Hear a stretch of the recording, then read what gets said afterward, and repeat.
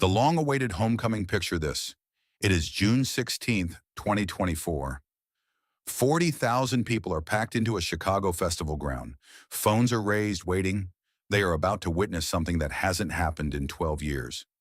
Chief Keef, Keith Cozart, steps onto the Summer Smash stage. This is his first real Chicago performance since 2012. The crowd erupts. But here is what they do not see. They do not see the ghost standing next to him. King Von dead at 26. FBG Duck gone at 26. Lil Jojo killed at 18. Fredo Santana lost at 27. Chicago drill music created superstars, but it also buried most of them. This is the story of the one who got away not through luck, but through the hardest choice of all, which was walking away from everything he knew. The shadows of Parkway Gardens. To understand how Keith Cozart became Chief Keef and how Chief Keef became a survivor, you need to understand Parkway Gardens. Most people know it as O Block. The Chicago police know it as one of the most dangerous addresses in America. Keith was born September 15th, 1995. His father was absent before he could even walk. His mother was too young to raise him alone, so she left him with his grandmother, Margaret Carter. She lived in a 2-bedroom apartment on South King Drive, right in the heart of what would become the deadliest neighborhood in Chicago. By 2011, when Keith turned 16, the South Side was averaging over 500 homicides a year. That is not just a statistic. That is somebody's child dying every 17 hours. In O Block alone, the violence was so concentrated that pizza delivery drivers refused to enter. Ambulances waited for police escorts. Keith was not watching this from the outside. He was in it.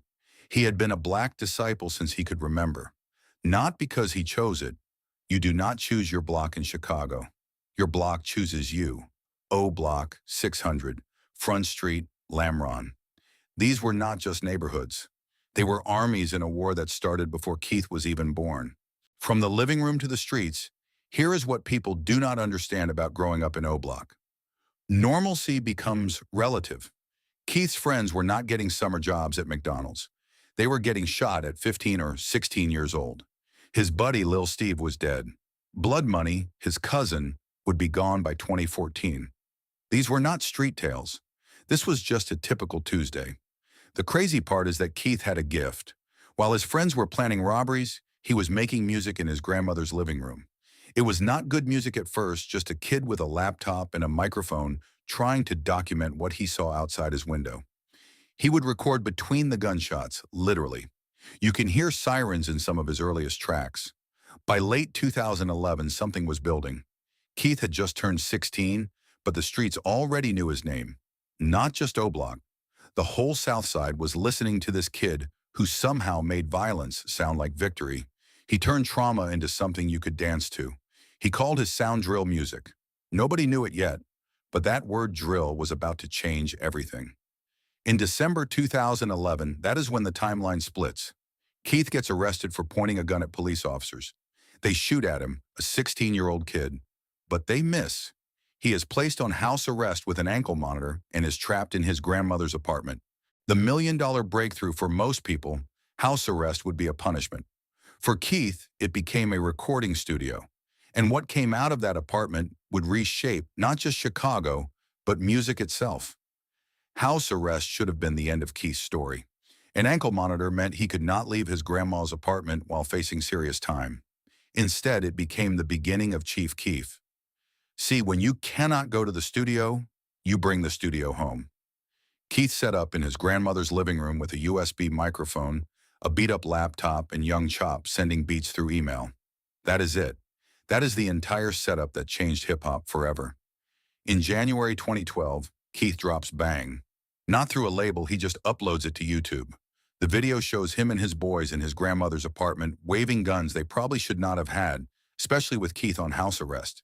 But authenticity was the currency, and Keith was rich in that. Then came I Don't Like in March 2012. Young Chop's beat hits like a sledgehammer. It is minimalist, aggressive, and hypnotic. Keith's delivery is not rapping, it is a testimony. A snitch nigga, that is that shit I don't like. Every line was a declaration of war. Every verse was a roll call of enemies. The song explodes, not just in Chicago, but everywhere. Within weeks, it is at 3 million views. High schoolers in suburban Minnesota are singing O Block 300. A digital war begins, but here is where it gets complicated. Keith was not speaking in metaphors. When he said 300, that meant black disciples. When he name-dropped ops, those were real people with real guns who really wanted him dead. The police noticed. Prosecutors started printing out lyrics and matching them to crime reports. I Don't Like was not just a song, it was evidence. Keith's authenticity, the very thing that made him famous, was building a case against him. Then Kanye West enters the picture. In May 2012, one of the biggest artists in the world remixes I Don't Like. Suddenly, Keith Cozart from O Block is on a track with Kanye, Pusha T, Jadakiss, and Big Sean. The remix hits Billboard. Interscope Records shows up with a contract worth $6 million. $6 million. Keith is 17 years old, still on house arrest, and still cannot leave his grandmother's apartment without permission. But he has more money than anyone in O Block has ever seen legally. The question becomes, can money buy you out of a war? The answer was about to be written in blood. The final ride of Joseph Coleman. To understand what happened next, you need to understand Chicago's gang geography. This is not Crips versus Bloods. This is block-by-block warfare with decades of history. Black disciples versus gangster disciples. BD versus GD. By 2012, this was not your grandfather's gang war. This was digital. Twitter beef in the morning led to shootings by the afternoon, and Instagram posts became hit lists. Chief Keef represented the BDs. Specifically, he represented O Block, 600, and Front Street, which were black disciple strongholds. His music was not just entertainment, it was propaganda. Every song claimed territory. Every video showed dominance. Enter Joseph Coleman. The streets knew him as Lil Jojo, an 18-year-old from the Gangster Disciples Brick Squad set on 069. Where Keith had Interscope millions, Jojo had hunger. Where Keith was on house arrest, Jojo was on the streets. Jojo watched Chief Keef blow up and saw an opportunity. If Keith could get famous dissing GDs, why couldn't Jojo get famous dissing BDs? So he crafted his response called BDK, which stands for Black Disciple Killer. The music video dropped in September 2012. Jojo and his boys were throwing up GD signs and directly challenging Chief Keef and the BDs. But this was not just a diss track. In Chicago drill culture, Jojo had just done something unforgivable. He had taken Keef's own sound and his own style and flipped it into a serious threat. The social media explosion was immediate. Chief Keef's mentions were flooded with Jojo's video. BD members were posting responses. GD members were posting challenges. The comment section became a war zone. Addresses got dropped. Real names got exposed. A tweet heard around the world, "Let's slow down and review September 4th, 2012, hour by hour." Because this day did not just change Chief Keef's life, it changed how America saw drill music. That morning, Jojo wakes up in his grandmother's house. He is 18, fresh off the success of BDK, and feeling invincible. The video is at 2 million views. Street credibility is at an all-time high. But in Chicago, credibility and target are the same word. At 1 RPM, Jojo is on Twitter responding to fans and retweeting threats against Chief Keef and the BDs. It is a normal Tuesday in the drill world. At 3:30 p.m., Jojo decides to prove he is really about that life. He heads to 069, his block, but starts walking toward BD territory. His boys try to talk him out of it, but he does not listen. At 4:00 p.m., this is when Jojo makes the decision that kills him. He starts recording on his phone while riding a bicycle through BD territory, specifically calling out Lil Reese. He says Reese, Lil Reese, over and over while laughing. The video is shaky, but you can see he is alone. No security, no backup, just an 18-year-old with a phone and reckless behavior. At 4:15 p.m., the video goes up on Twitter. Within minutes, it is spreading through Chicago's gang network. BD members are seeing Jojo, their biggest op, alone on their territory and taunting them. At 6:13 p.m., Jojo tweets his location. He says, "I'm on 069, I'm out here." He thinks he has won something. He has proven he is not scared. At 7:24 p.m., Jojo is riding his bike near 69th and Princeton. A tan Ford Taurus pulls up. At 7:25 p.m., multiple gunshots are fired. Jojo tries to run. He makes it maybe 20 feet. At 7:30 p.m., Joseph Coleman is pronounced dead from multiple shots. His mother would later say she knew something was wrong when he did not come home for dinner. At 8:47 p.m., Chief Keef tweets, "It's sad because that nigga Jojo wanted to be just like us LMAO. That tweet. That damn tweet." In 9 words, Chief Keef went from rapper to suspect. The Chicago police immediately announced he is a person of interest, not for the shooting, as they know he is on house arrest, but for potentially orchestrating it. The national media explosion was instant. CNN, Fox News, and NBC were all running the story. A teenage rapper laughs at a rival's murder. Parents who had never heard of drill music suddenly knew Chief Keef's name, and they were terrified. Keef tries to walk it back and claims his Twitter was hacked. Nobody believes him. His label, Interscope, goes into crisis mode. How do you promote an artist who just mocked a tragedy? But here is the thing about that tweet. It was not unusual for drill culture. It was just the first time mainstream America was watching. In Chicago, if your enemy dies, you celebrate. That is the code. Keith just forgot the whole world was now watching. The investigation intensifies. Police start combing through every tweet, every Instagram post, and every YouTube comment. They are building a case that drill music is not just reflecting violence, it is causing it. Within weeks, Keef is banned from performing in Chicago. His shows get shut down. His name becomes radioactive. At 17 years old, he is simultaneously the hottest new rapper in America and essentially exiled from his own city. The cycle of mourning. After JoJo, death started hunting Chief Keef like it had a personal vendetta. In January 2013, Keef's stepbrother, Ulysses Gissendenner, gets murdered and shot dead in Chicago. Keef is still on probation. He cannot even go to the funeral without permission. He watches his stepbrother get buried through FaceTime. In March 2014, Keef is at his manager's house in Northfield, which was supposed to be a safe suburb. Shots are fired through the window. Nobody is hit, but the message is clear. Nowhere is safe, not even the suburbs. The war has his new address. In April 2014, this one breaks something in Keef. His cousin Mario Hess, known as Blood Money, gets killed in Englewood. Not just killed, but shot multiple times in broad daylight. Blood Money was not just family. He was Keith's artist signed to his label. They were building something together. Keith flies back to Chicago for the funeral. What he sees changes him. The funeral home is surrounded by police expecting retaliation. Gang members from both sides show up. It is not a memorial, it is a powder keg. Keith realizes this is how he will die. At a funeral, mourning someone else who died at a funeral. He told an interviewer later that when Blood Money died, that was the biggest lesson. He told me, "You got to grow up. I can't be in Chicago. It's not about being scared." In July 2015, as if to prove his point, death comes for his crew again. Capo, Marvin Carr, gets shot and killed. But here's the horrific part. The shooter's car fleeing the scene hits a baby stroller. 13-month-old Dylan Harris is killed. A baby is dead because of beef that started before that child was even conceived. The pattern was clear. Death was circulating closer. Stepbrother, manager's house, cousin, friend, and always innocent people caught in the crossfire. Keith was not just risking his own life anymore. He was a magnet for violence, and everyone near him was in danger. The streets were keeping score. Big names were falling monthly. Lil Mark dead at 20, L.A. Capone dead at 17, Young Pappy dead at 20, Shoota Shells, Dusky, and countless others. The drill scene was not just violent, it was a massacre in slow motion. Keith had two options: stay and die a legend or leave and live as something else. He chose to live, but first the system had its own plans for him. The courtroom and the cell.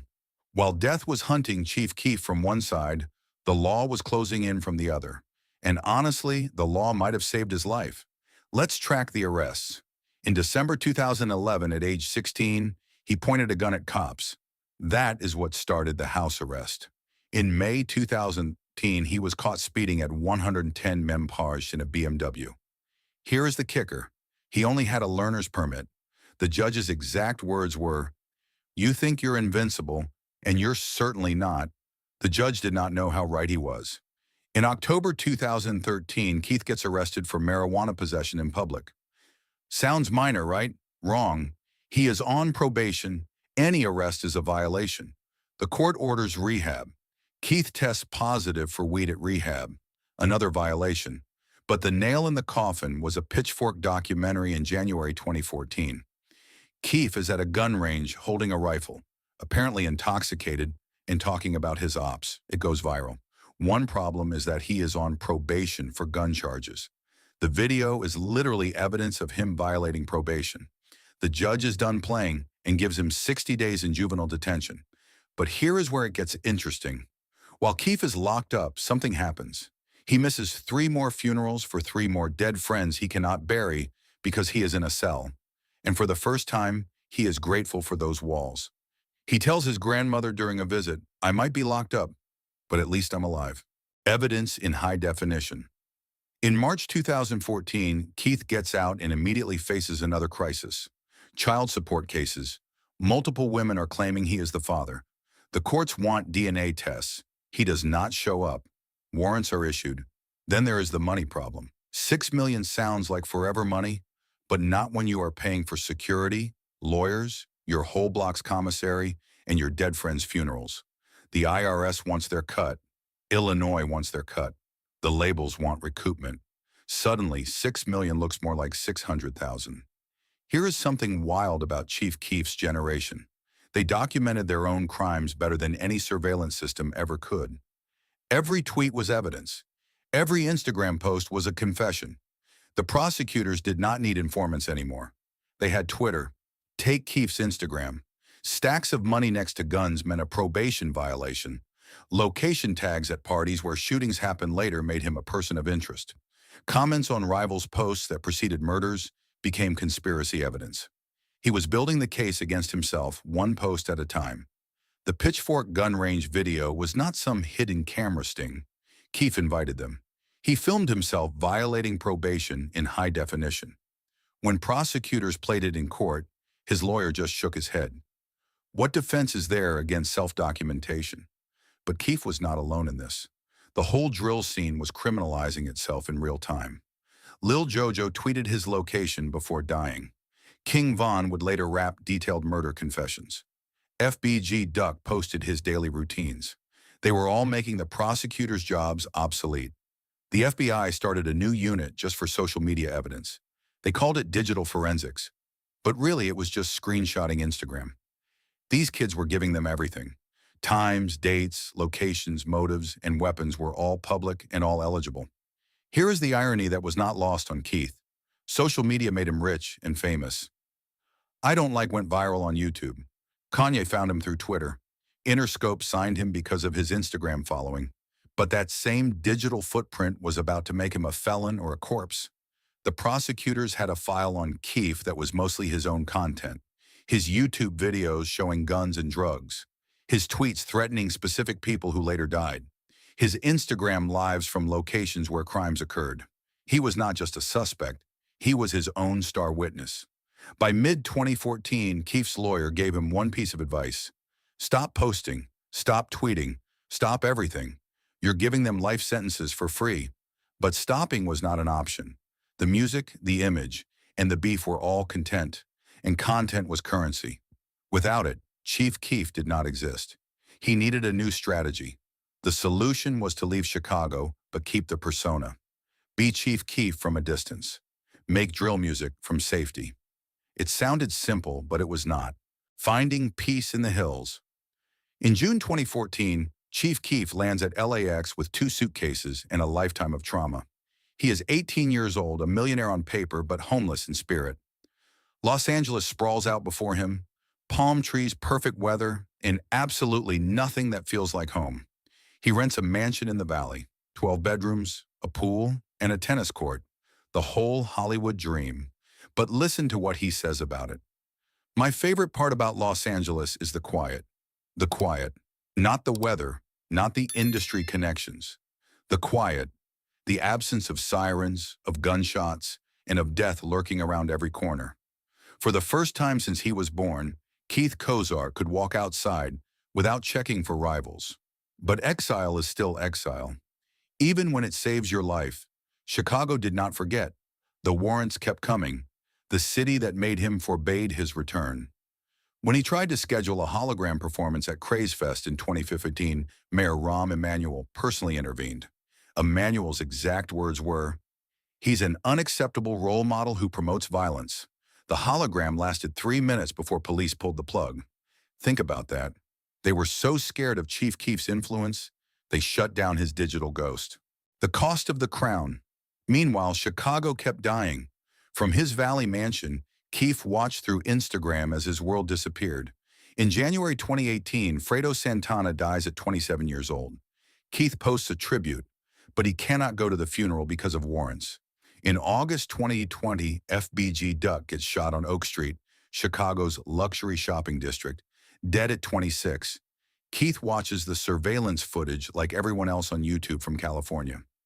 In November 2020, King Von dies in Atlanta at 26 years old, shot outside a nightclub over an argument that lasted 30 seconds. Von was supposed to be the one who made it out just like Keef, but he could not stay away from the streets. Each death was a reminder. That could have been Keef. It would have been Keef if he had stayed. His exile was not just saving him, it was forcing him to watch everyone else die from a distance. Survivor's guilt has nothing on Survivor's isolation. He tried to warn them in interviews, on songs, and in DMs.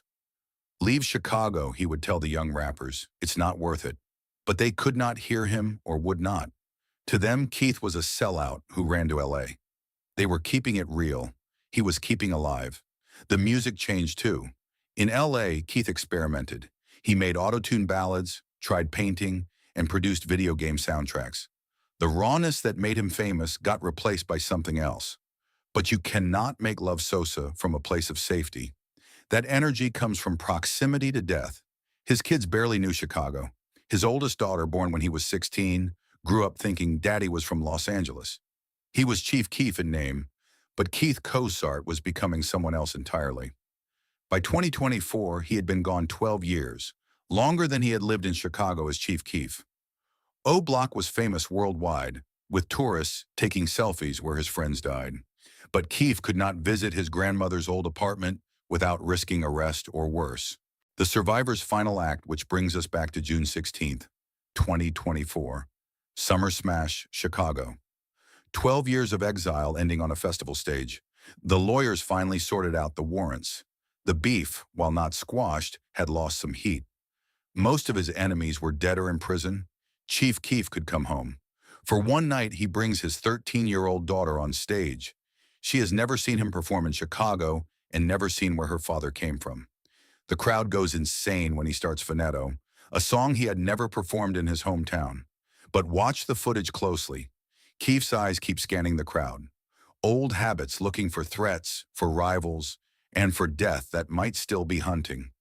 Even after 12 years, even with massive security, and even with most of his enemies buried, he knows Chicago does not forget. The set list is a roll call of the dead. Every song is connected to someone gone. Love Sosa was filmed with Fredo. I Don't Like was the song that started the war with JoJo. Earned It featured King Von before the fame. He is not just performing, he is conducting a session. 40,000 people rap every word. Kids who were in elementary school when Keef left. They know the mythology better than the man. To them, Chief Keef is drill's founding father, the blueprint, and the only one who survived. But survival is relative. Sure, Keith Cozart is alive, breathing, rich and safe in Los Angeles. But Chief Keef, the hungry kid from O Block, the voice of Chicago's rage, and the teenager who turned trauma into anthems, that person died in exile. He had to die. That was the price of survival. Look at the statistics. Between 2012 and 2024, we lost over 30 prominent drill rappers to gun violence. 30. That is not a music scene. That is a cemetery. Chief Keef is literally the last man standing from drill's first generation, not because he was tougher or smarter, but because he left. The traditional story goes that pride leads to downfall, but Keith's story inverts that. His pride, his success, and his fame forced him into exile, and that exile saved him. He lost his city, his identity, and his authenticity, but he kept his pulse. After Summer Smash, Keith flies back to LA, back to the quiet, and back to exile. Chicago recedes again into memory and Instagram stories. But for one night, he was home, the last witness to a war that killed everyone else. Sometimes winning means walking away. Sometimes the bravest thing is running. Sometimes you survive not because you are strong, but because you are smart enough to be weak somewhere safe. Chief Keef won by every metric that matters: money, influence, and survival. He also lost everything that made him who he was. That is the bargain. You can have your life or your legend, not both. Keith Cozart chose life. Chief Keef became a ghost, and 30 dead rappers would trade places with that ghost in a heartbeat if they still had heartbeats to trade. If this story changed the way you look at the legends of the streets and the cost of survival, make sure to subscribe and like the channel. We are digging up the history they tried to bury and uncovering the truth behind the headlines. Stay tuned as we continue to explore the stories that shaped a generation. The next chapter of history will be open soon.